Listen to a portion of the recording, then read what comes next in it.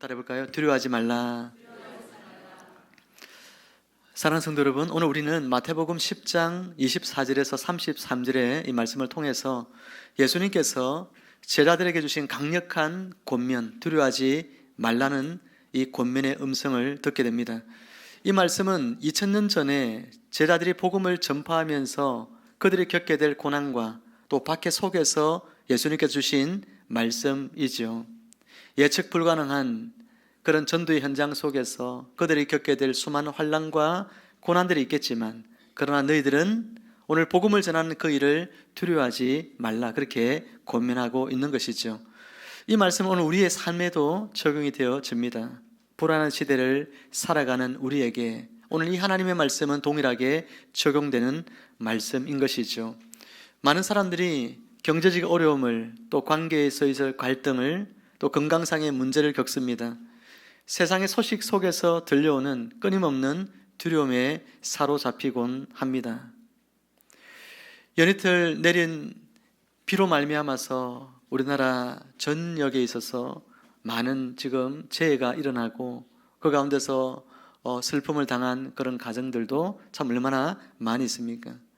자연이 이렇게 무서운 것이구나 하는 것들을 이런 재해를 통해서 다시 한번 우리가 깨닫게 되어지죠.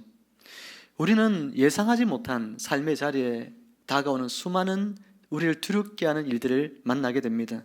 마치 칠흑 같은 밤바다를 홀로 표류하는 배처럼 우리는 때로 막막함 속에서 갇혀 지내기도 합니다.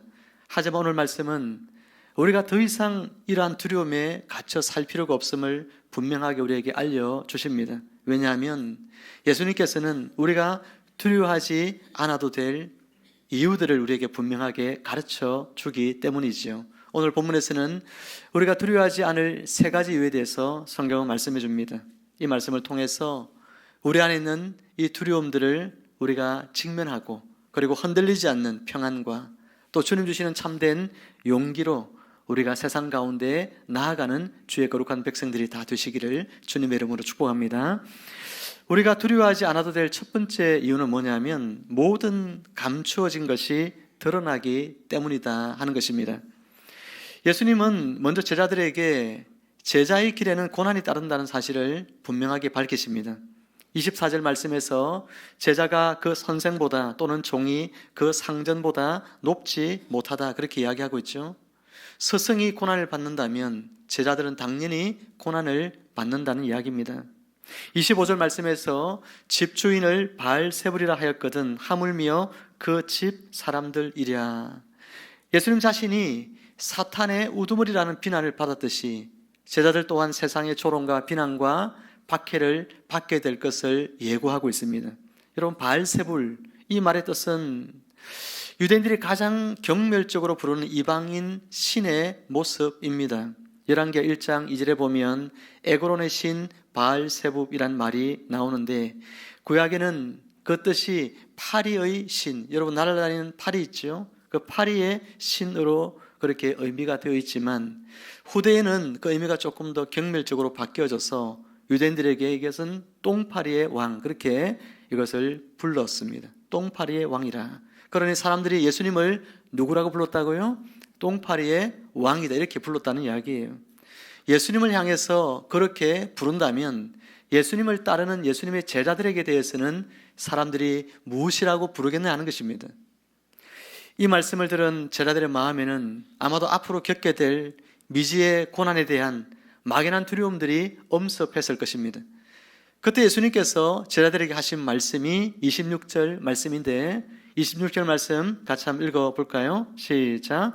그런즉 그들을 두려워하지 말라. 감추인 것이 드러나지 않을 것이 없고 숨은 것이 알려지지 않을 것이 없느니라. 아멘.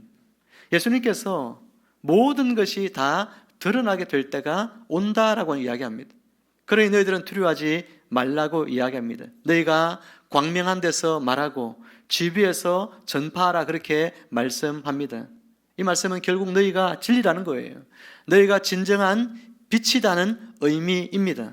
어두움 속에 있는 사람들이 자신이 마치 빛이요 진리인 것처럼 이야기하지만 그들은 어두움일 뿐이고, 오늘 너희가 참으로 빛이요 진리이기 때문에 너희는 이 진리를, 이 복음을 외치라는 이야기예요. 그것이 진리임이 드러날 때가 온다는 것입니다. 저 어둠 속에 있는 사람들의 어둠이 또한 드러날 때가 분명히 온다는 것입니다. 사람들이 위험하고 어려울 때 여러분 두려운 것 중에 하나가 있다면 내가 하고 있는 이것이 맞는가 하는 생각이 들 때 사람들은 두려움이 들죠. 이런 여러분 위험을 무릅쓰고 내가 과연 예수님의 이 제자로서 복음을 전하며 살아가는 이 삶을 계속해서 사는 것이 과연 맞는가? 여러분 그런 생각이 제자들 속에 들 수 있습니다. 내가 예수님 믿고 예수님처럼 살다가 예수님이 십자가에 죽은 것처럼 나도 그와 같이 고난당해 죽으면 어떡할까? 여러분 그런 두려움이 왜 없겠어요? 내가 죽지는 않더라도 내가 엄청난 고난을 당하면서 환난을 당하고 내가 가진 모든 것들을 잃어버리고 그렇게 되어진다면 내가 그래도 예수님 믿으며 살아갈 만한 가치가 있는 것일까? 여러분 그런 두려움들이 예수 믿는 제자들 마음속에 있다 하는 것입니다. 예수 믿는다는 이유 때문에 내가 너무나 많은 것을 잃으며 살지는 않게 될까? 그런 두려움이 있는 거예요. 제자들에게도 마찬가지입니다. 지금 처자식을 다 버리고 직장도 그만두고 예수님을 지금 따르고 있죠. 게다가 사람들에게 손가락질을 받으면서까지 그들은 예수님의 제자로서의 삶을 지금 살아가고 있습니다. 그런데 과연 이 길이 맞는 것일까? 그런 의문이 그들 마음속에 들지 않겠느냐는 것입니다. 왜 아무도 이 길을 가는 사람들은 없고 왜 우리만 이 길을 가고 있을까? 사람들이 이 길을 가는 우리를 비난하는데 내가 정말 바르게 가고 있는 것이 맞는 일일까? 여러분 그런 생각들이 예수님을 따라가고 있는 제자들의 마음속에는 끊임없이 드는 생각들인 거예요. 여기에 대해 오늘 주님이 확실하게 말씀해 주십니다. 네가 가는 그 길이 어떻다는 거죠? 맞다는 것입니다. 결국 모든 것이 밝히 드러날 때에 네가 걸었던 길이 진리의 길이고 생명의 길임이 밝히 드러날 것이다 라고 말씀합니다. 그러니 아무 염려하지 말고 두려워하지 말고 어떤 핍박이 있어도 담대하게 그 길을 끝까지 걸어가라고 말씀합니다. 사랑하는 성도 여러분, 우리가 세상에서 복음을 전하며 겪는 어려움과 고난은 잠시일 뿐입니다. 내가 예수님의 제자로 이 땅 가운데 살아가면서 믿음을 지키며 살 때 당하는 고난은 잠시뿐입니다. 거짓은 영원히 감추어줄 수가 없고 진리는 반드시 드러나게 되어질 것입니다.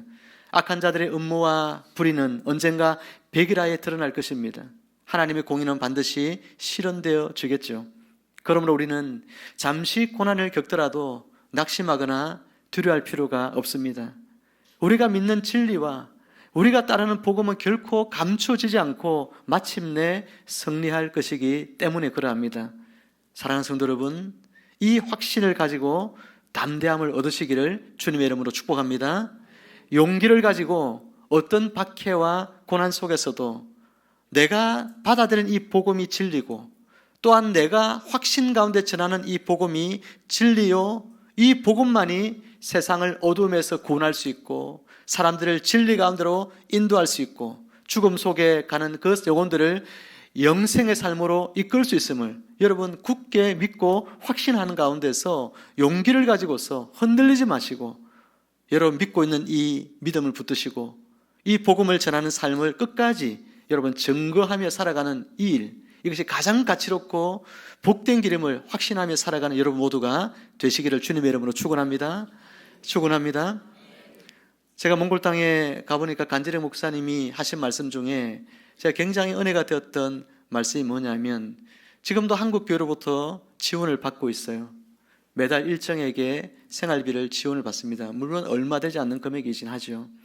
그런데 간지레 목사님은 내년까지 이제 지원을 받고 있는 다른 교회들도 전부 다 이제 지원을 끊으려고 한다. 그렇게 이야기를 하시더라고요. 생활비를 지원받는 부분들을 끊고 힘들고 어렵더라도 우리가 우리 힘으로 이제 이 복음을 전하는 삶을 살겠다. 그렇게 이야기하는 그 이야기를 들을 때 굉장히 감동이 된 것은 여러분 이 복음을 전하는 삶이 내가 세상에 나가서 돈을 버는 삶보다 더 가치롭지 않다면 여러분 사람들 어떻게 할까요? 돈을 벌러 가죠. 세상으로 나갑니다. 목회자로 살아가는 것은 몽골 땅에서 가난하게 살겠다는 결단이에요. 그러니 간지령 목사님이 후원까지도 다 끊고 내가 이제는 내 힘으로 이 교회를 한번 세워보겠다. 주님이 분명히 도와주실 것이다. 그렇게 믿으면서 나가겠다고 하는 결단을 들을 때에 세상에서 돈 벌고 세상에서 잘 되고 세상에서 성공하고 그런 것들이 이제 이 목사님의 마음속에 하나도 없구나. 오직 목사님에게는 이것보다 훨씬 더 귀한 것이 복음이고 이 복음을 전하는 일에 목사로 불러줬으니 영광스럽고 이 영광스러운 직분을 감당함에 있어서 때로는 배고프고 때로는 가난하고 힘들지라도 내가 이것을 영광스럽게 여기고 감당하겠다는 그런 고백을 제가 들을 수 있어서 얼마나 감사한 마음이 들었는지 모릅니다. 예수 믿는 것 때문에 당장에 가난하게 살아야 되고 예수 믿는 것 때문에 어떤 나라에서는 불이익을 당하고 공직에 나갈 수도 없고 어떤 나라에서는 집단 따돌림을 당하고 또 어떤 곳에서는 가족들로부터 물매를 맞아서 죽임을 당하는 그런 곳이 지구상에 지금 너무나 많이 있습니다. 그런데 예수 믿는 것, 또 그 진리 안에 사는 것, 그 진리를 전하며 사는 것, 이것이 가치롭지 않나요? 이것이 가치로운 삶이죠. 이것이 가장 가치로운 삶이기 때문에 그 일에 헌신하고 내가 죽더라도 이 복음을 전하며 사는 것, 이 삶을 내가 포기할 수 없다고 여러분 믿고 살아가는 사람들이 이 땅에 있기 때문에 여전히 이 세상은 소망이 있는 줄로 믿습니다. 복음만이 소망이 있잖아요. 교회가 세상의 빛이요, 교회만이 세상에 복음을 전하여 세상을 살릴 수 있는 기관이기 때문에 여러분들은 오늘도 복음을 들고 세상 가운데 나갈 때에 여러분이 하는 그 일은 너무나 중요한 사명을 지금 감당하고 있는 것입니다. 그러니 여러분 두려워하지 마시고 염려하지 마시고 세상에 핍박과 고난을 준다 해도 굴하지 마시고 용기 있게 담대하게 이 복음을 자랑하시고 이 복음을 증거하여 죽어가는 영혼들을 살리는 귀한 사명자의 삶을 살아가시기를 주님의 이름으로 부탁합니다. 우리가 두려워하지 않아도 될 두 번째 이유는 우리가 진정으로 두려워해야 할 분은 오직 하나님 한 분이시기 때문입니다. 28절 말씀에서 예수님은 우리가 진정으로 두려워해야 할 대상을 분명하게 밝히시죠. 몸은 죽여도 영혼은 능히 죽이지 못하는 자들을 두려워하지 말고 오직 몸과 영혼을 능히 지옥에 멸하실 수 있는 이를 두려워하라. 그렇게 말씀했습니다. 초대교회 시대에 보면 로마의 박해 속에서 성도들이 얼마나 많은 성도들이 여러분 죽임을 당했는지 모릅니다. 계시록 6장에도 말씀해 보면 또 계시록 7장에도 계시록 속에서 보면 죽임당한 수많은 순교자들의 영혼이 하나님 앞에 간구하고 탄원하는 기도를 드리는 내용들을 우리가 볼 수 있습니다. 여러분, 교회가 이 땅에 있으면서부터 교회는 끊임없이 세상으로부터 핍박을 받았고 많은 사람들이 순교의 제물이 되어졌습니다. 그런데 그 사람들이 자신들이 죽음의 위기 속에 있을 때 두렵지 않았을까요? 너무나 두려웠을 것 같아요. 그런데 그 두려운 순간에 하나님의 성령께서 그분들의 마음 가운데에 굳건한 믿음을 주시고 내가 비록 이런 모진 고난을 당해 죽음을 맞이한다 할지라도 그것을 버텨낼 수 있는 그런 믿음 가운데서 그 순교의 시간들을 지나온 것이 아닌가 그런 생각이 듭니다. 오늘 여러분들에게 순교하라고 하면 순교할 사람이 있을까요? 저에게 오늘 주님이 순교하라고 하면 제가 순교할 용기가 있나요? 저는 순교할 용기가 없는 것 같아요. 여러분은 있는지 모르겠습니다만은 그러나 주께서 하시면 주께서 오늘 순교할 용기를 주시고 믿음을 주시면 우리는 할 수 없지만 주님의 능력으로 순교할 수도 있으리라 저는 믿습니다. 사랑하는 성도 여러분, 초대교회 성도들이 수많은 핍박과 환난 속에서 그들은 오늘 예수 그리스도께서 말씀하신 것처럼 우리가 정말로 두려워해야 될 대상은 나를 핍박하는 저 사람들이 아니라 오늘 나의 영혼을 판단하시는 하나님이시다 하는 믿음을 가지고서 살 때에 우리는 세상을 두려워하는 것이 아니라 하나님을 두려워하고 하나님을 경외하는 가운데서 살아가게 되는 것이죠. 세상 사람들은 육체적인 손해, 세상적인 손해를 보는 것을 굉장히 두려워합니다. 그래서 그런 손해를 보는 것이 때로는 두려워서 어떻게 하죠? 신앙을 저버리죠. 경제적인 손실이 오면 하나님을 믿는 것을 떠납니다. 계시록에 나오는 7교회들 가운데는 상인들의 조합들이 있는데 그 상인들의 조합에는 예수 믿는다는 이유로 그 조합에서 배제되는 사람들이 많이 있었습니다. 예수 믿으면 장사를 할 수 없는 거예요. 그 지역에서 장사를 할 수 없습니다. 그 이야기는 가난하게 살아야 된다는 이야기예요. 굉장히 험한 일을 하면서 살아야 된다는 이야기예요. 그런데 그렇게 되어짐에도 불구하고 믿음을 지키는 사람이 있고, 어떤 사람들은 내게 경제적인 손실이 당장에 오기 때문에 내가 예수님을 부인함으로 말미암아 그들의 조합에 가입되어져서 경제적인 부유함을 누리는 사람들도 있더라는 이야기죠. 사람들은 하나님보다 세상을 두려워하는 사람들이 많습니다. 하나님을 버리면 내가 편할 수 있어요. 그러면 사람들이 기꺼이 하나님을 버립니다. 그러나 반대의 사람도 또 있죠. 세상에서 내가 불편하게 살지만 나는 하나님이 살아계심을 알기 때문에 그 하나님을 부인하지 않고 하나님을 향한 믿음 가운데 가난하게 살아가는 성도들이 있었기 때문에 그 복음이 지금 우리에게까지 전해져서 우리가 예수님을 믿고 하나님의 자녀가 되어진 것입니다. 사람을 두려워하는 것은 모든 것을 잃어버리는 어리석은 일임에도 불구하고 여전히 수많은 사람들은 사람이 두렵고 세상이 두려워서 하나님을 부인하며 살아갑니다. 우리는 오늘 누구를 두려워하고 있습니까? 여러분은 누구를 두려워하고 있습니까? 여러분의 몸과 여러분의 영혼을 여러분 멸할 그런 하나님을 두려워하고 있습니까? 아니면 여러분의 성진을 담당하고 여러분에게 성공을 보장해주는 세상과 사람들을 더 두려워하고 있습니까?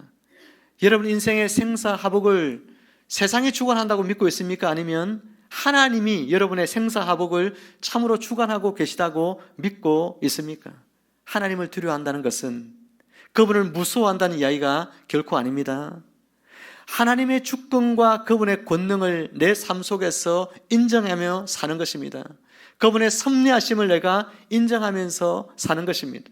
그분 앞에서 겸손히 엎드려 하나님이 나를 어떻게 인도하시든 내 삶을 내어 맡기는 삶을 말하는 것입니다. 사랑하는 성도 여러분, 하나님께서 여러분에게 어떤 삶으로 여러분을 인도하시든 그 삶이 하나님 보시기에 좋은 삶임을 믿으시기를 바랍니다.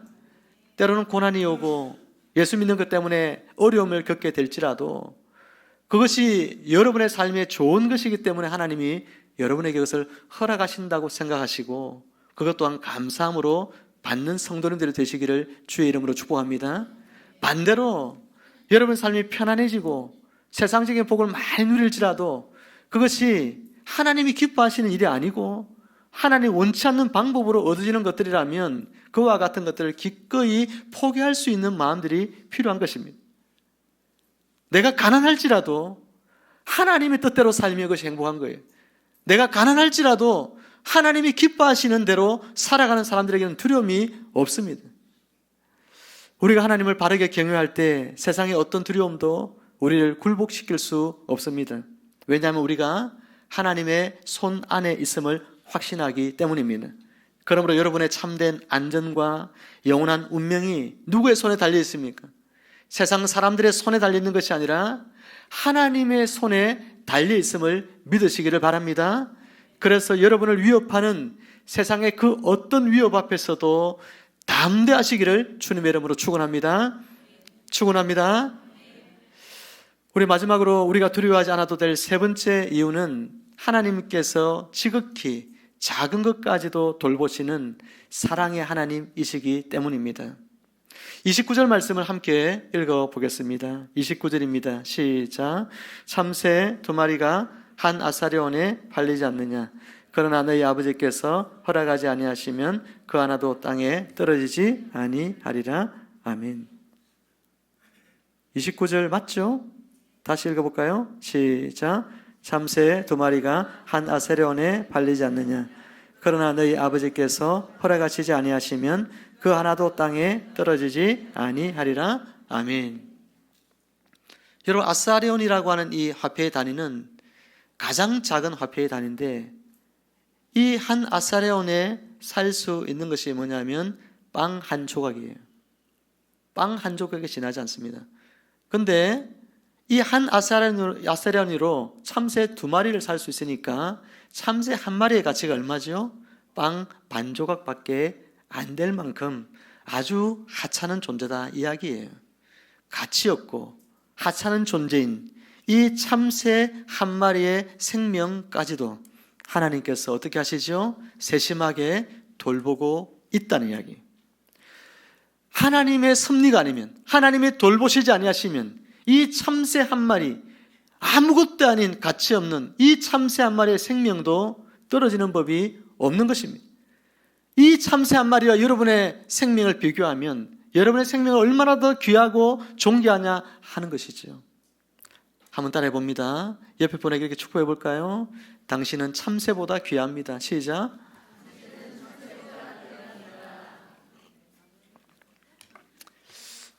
내가 참새보다 당연히 귀하지. 그게 뭐 대단한 것도 아닌데, 그렇죠? 당연히 귀하죠. 근데 왜 제가 따라하라고 했죠? 근데 머리로는 알지만 여러분의 삶 속에서 내가 참새보다 귀하다고 하는 이 믿음이 없이 살기 때문에 제가 따라하라는 거예요. 많은 성도들이 내가 참새보다 귀하다는 믿음이 없어요. 그러니 어떻습니까? 염려하죠. 두려워하죠. 참새 1마리, 빵 반 조각에 지나지 않는 가치를 지닌 그 가치 없는 이 존재도 하나님께서 살피시고 돌보시는데 온 우주의 가치를 지닌 여러분의 생명을 하나님께서 얼마나 더 지키시고 보호하시겠느냐는 것입니다. 사랑하는 성도 여러분, 하나님께서 여러분을 참새보다 귀히 여기심을 믿으시기를 축복합니다. 30절 말씀은 더 놀랍죠. 너희에게는 머리털까지 다 세신 바 되었다 이렇게 말합니다. 우리의 머리털 하나하나까지 세고 계시는 분이 누구라고요? 하나님이시라고 말씀합니다. 이건 비유죠. 하나님이 얼마나 섬세하고 세심하게 우리를 살펴주고 계신지를 말씀하고 있습니다. 머리털을 세는 일이라고 하는 것은 가장 의미 없는 일을 지금 이야기하고 있는 거예요. 물론 머리카락이 많이 없는 분들은 아침에 머리카락 빠지면 머리털 몇 개 빠졌나 이게 굉장히 마음이 근심이 되고 그러실 것 같아요. 저도 예전에 젊을 때 탈모가 좀 온 적이 있었거든요. 머리를 감는데 머리카락이 막 몇백 개씩 빠지는 거예요. 뭐 때문인지 잘 모르겠는데 머리카락이 몇백 개씩 빠지는데 제가 세어봤어요. 머리카락이 몇 개인가. 빠진 머리카락을. 오늘 보니까 320개. 내일 또 세보니까 뭐 352개. 다 일일이 세봤어요. 계속 머리카락 빠지는 게 느는 거예요. 느니까 걱정이 되긴 하더라고요. 오늘 이 말씀은 그런 뜻이 아니라 머리카락을 누가 세고 있습니까? 아무도 머리카락을 세는 사람은 없어요. 세상에 가장 여러분 헛된 일, 가치 없는 일, 그게 머리카락 세는 일이에요. 그런데 이 헛된 일을 누가 하고 있다고요? 하나님 하고 계시다고요. 여러분을 그만큼 하나님께서 세심하게 살피고 계시다는 겁니다. 하나님 여러분의 머리카락을 맨날 센다는 이야기는 아니겠죠. 그만큼 여러분의 삶을 하나님 깊이 관심 가지고 얼마나 여러분을 사랑하고 얼마나 여러분을 지키시기를 원하시는지 그 하나님의 마음을 예수님께서 우리에게 이렇게 표현한 거예요. 너무나 작고 여러 세심한 작은 부분들까지도 하나님께서는 관심을 가지고 우리를 돌보고 계신다는 이야기입니다. 그래서 31절 말씀에서 예수님 말씀합니다. 그러므로 두려워하지 말라. 너희는 많은 참새보다 귀하니라. 이렇게 말씀하셨어요. 하찮게 보이는 참새 1마리조차 하나님의 섭리 안에 있는데 하물며 하나님의 형상대로 지음받은 여러분들이야 오죽하겠습니까? 예수의 피값으로 산 하나님의 자녀된 여러분들이야 하나님이 얼마나 더 귀하게 여기시겠느냐라고 말씀하는 것입니다. 여러분은 많은 참새보다 훨씬 더 귀한 존재임을 믿으시길 바랍니다. 하나님은 늘 당신의 시선을 여러분들 향하고 있습니다. 그분은 사랑의 손길을 여러분들을 향해서 단 한 번도 거두어 드린 적이 없다는 것을 기억하십시오. 이 진리를 우리가 깨달을 때 우리는 더 이상 세상에 어떤 것도 두려워할 필요가 없음을 확신하게 되어집니다. 나의 생명은 누구 안에 있어요? 하나님의 손 안에 있기 때문에. 나의 모든 것을 누가 아시죠? 하나님이 다 알고 계시기 때문에 어떤 시련, 어떤 고난이 닥쳐와도 우리는 하나님 그분의 돌보심 속에서 우리는 평안을 누릴 수가 있는 것입니다. 하나님의 돌보심은 우리의 상상을 초월합니다. 우리의 필요를 아시고 우리의 아픔을 함께 하시고 우리가 넘어질 때 우리를 일으켜 세워주시고 우리가 눈물 흘릴 때 우리와 함께 아파하며 우리의 눈물을 닦아주시는 분이 바로 하나님이신 것이죠. 하나님의 사랑과 전적인 돌보심이 오늘 저와 여러분을 향하고 있음을 믿고 여러분 앞에 있는 모든 두려움을 떨쳐내시고 담대하게 살아가시는 여러분 모두가 되시길 주님의 이름으로 축원합니다. 이제 말씀을 맺으면서 우리 결론 부분의 말씀을 한번 읽고 말씀을 정리합니다. 32절, 33절 말씀을 함께 읽어보겠습니다. 시작. 누구든지 사람 앞에서 나를 시인하면 나도 하늘에 계신 내 아버지 앞에서 그를 시인할 것이요 누구든지 사람 앞에서 나를 부인하면 나도 하늘에 계신 내 아버지 앞에서 그를 부인하리라. 아멘. 여러분, 이제 우리 내일부터 또 우리는 세상으로 우리는 파송되어집니다. 여러분은 주님이 보내시는 사도로서 세상 가운데 나가 예수의 복음을 삶의 자리에서 나누며 하나님 우리에게 베풀으신 사랑을 또한 이웃들에게 함께 나누며 살아갑니다. 여러분이 세상에서부터 벗어나서 저 산 속에 산다고 하면 예수님을 부인할 그런 상황을 만나지 않겠지만 우리가 살아가는 세상은 이 세상을 벗어난 곳이 아니라 세상 한가운데 들어가서 살아야 하기 때문에 예수님을 부인하고 싶은 충동이 우리 가운데 일어나는 환경을 만나게 되는 것이죠. 여러분들 혹시 사람들에게 나는 교회 다닌다, 나는 예수님 믿는다, 나는 예수 믿는 것이 너무나 좋다, 나는 세상에 부와 명예를 얻는 것보다 나는 하나님의 자녀가 된 것을 더 자랑스럽게 생각하고 산다, 이런 고백을 가지고 여러분 세상 속에 살고 있습니까? 여러분 일터 속에서 학교에 여러분들이 갔을 때 식사할 때 식사 기도를 여러분 드리면서 오늘도 나에게 일용할 양식을 하나님이 나에게 공급해 주셨음을 믿음으로 고백하며 살고 있습니까? 그래서 사람들에게 보이기 위한 것이 아니라 여러분 스스로가 하나님 앞에서 언제나 나는 하나님의 돌보심과 공급하심을 받으면서 사는 하나님의 자녀라는 자기 인식 속에서 그와 같은 삶을 살고 있느냐는 이야기죠. 세상 사람들이 교회에 대해서 비난하고 혹시 예수 믿는 사람들이 행한 부정한 일들로 인해서 여러분 손가락질할 때에 그 이야기를 그냥 가만히 듣고만 있습니까? 아니면 그것에 대하여 무엇이라고 여러분들은 이야기를 하시나요? 사랑하는 성도 여러분, 우리는 세상 속에서 예수 그리스도 그분이 하나님의 아들 되심에 대한 분명한 믿음을 가지고 살아가야 됩니다. 예수님은 십자가에 죽으시고 뿐만 아니라 3일 만에 어떻게 하셨죠? 부활하셨어요. 그리고 성천하시고 이제 어떻게 하실까요? 다시 이 세상에 심판으로 오십니다. 이 예수님을 여러분 믿고 있습니까? 이 예수님을 여러분 믿어요? 여러분 삶에 부활이 있다는 것을 믿습니까? 영생이 있음을 믿습니까? 여러분의 하나님의 자녀가 된 것을 믿습니까? 이런 모든 것들에 대한 믿음의 확신이 우리 가운데 있다면 예수 믿는 것 부끄러워할 일 전혀 아니에요. 예수 믿는 것 자랑해야 될 일입니다. 예수 믿는 것 세상 가운데 선포해야 될 일들이에요. 저는 친구들을 만나면 친구들이 가끔씩 그런 이야기 합니다. 왜 교회는 그러냐? 왜 정광훈 씨는 저렇게 하느냐? 이러면서 저에게 막 비난하는 친구들이 있습니다. 그러니까 제가 이야기를 해줘요. 제가 아는 한도 내에서 이야기해 줍니다. 그러면서 복음을 전하죠. 세상은 어떤 형태로 누가 세상을 다스리더라도 세상은 여러분 공의와 정의가 살아나지 않습니다. 공산주의가 들어서면서 사람들을 공평하게 살고 세상에 공의를 실현하겠다고 가진 자들을 여러분 그것들 다 빼앗아서 없는 자들에게 배분하면서 그렇게 살았잖아요. 근데 공산주의가 사람들은 우리를 해방시켜줄 정말 그런 것이라고 생각했지만 세월이 지나고 난 뒤에 그 허상이 낱낱이 드러나고 공산주의에서 가장 제일 위에 있는 그런 자들만이 공산당에 속해 있는 그들만이 호요시가면서 살고 일반 모든 사람들은 다 착취당하는 그런 계층이 되어버렸지 않습니까? 민주주의는 어떤가요? 마찬가지예요. 자유민주주의가 우리에게 희망을 줄 것 같았지만 자유민주주의가 가졌던 것이 뭡니까? 불평등이잖아요. 가진 자들은 더 많이 가지게 되고 없는 자들은 더 없어지게 되는 그런 시대를 우리는 지금 살아가고 있습니다. 전국의 집값이 떨어져도 강남은 계속해서 집값이 올라갑니다. 이게 세상이에요.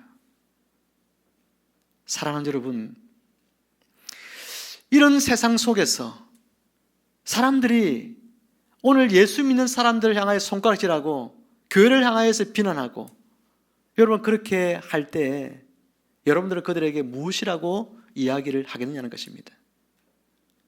이 세상은 죄인들로 가득 차 있기 때문에 그 죄인들이 교회 밖에 있느냐 교회 안에 있느냐의 차이밖에 없어요.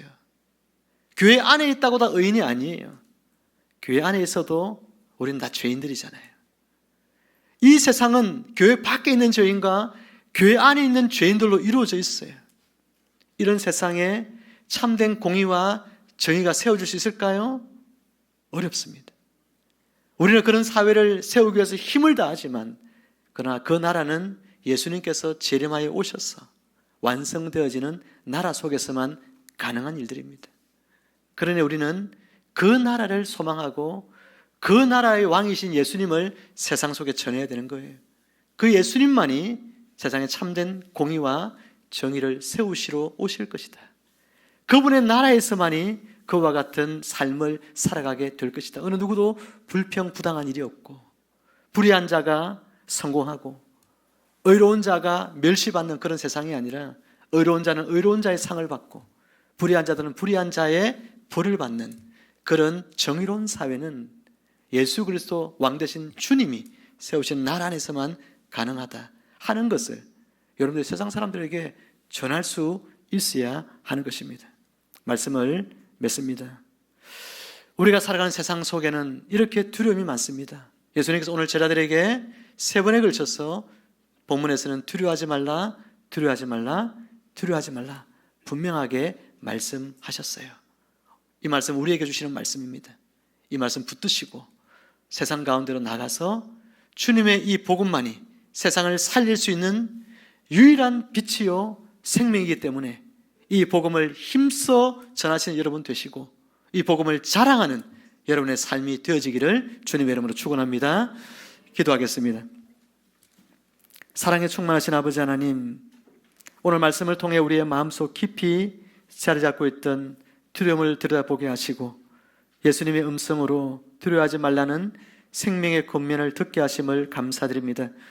우리가 진리를 따르는 길에서 비난과 고난을 만날지라도 그 길에 생명의 기름을 확신하게 하여 주옵소서. 세상의 권세보다 하나님을 더욱 경외하며 살게 하여 주옵소서. 참새보다 귀히 여기시며 머리털까지도 세시는 하나님, 그 사랑과 섭리 안에 우리 삶을 온전히 맡기며 담대한 믿음으로 살아가게 하여 주옵소서. 사람 앞에서 예수님을 담대히 시인하며 영원한 생명과 하늘의 상급을 바라보게 하시고 모든 두려움을 이기고 믿음으로 전진하는 주의 백성들이 되게 하여 주옵소서. 예수님의 이름으로 기도드리옵나이다. 아멘.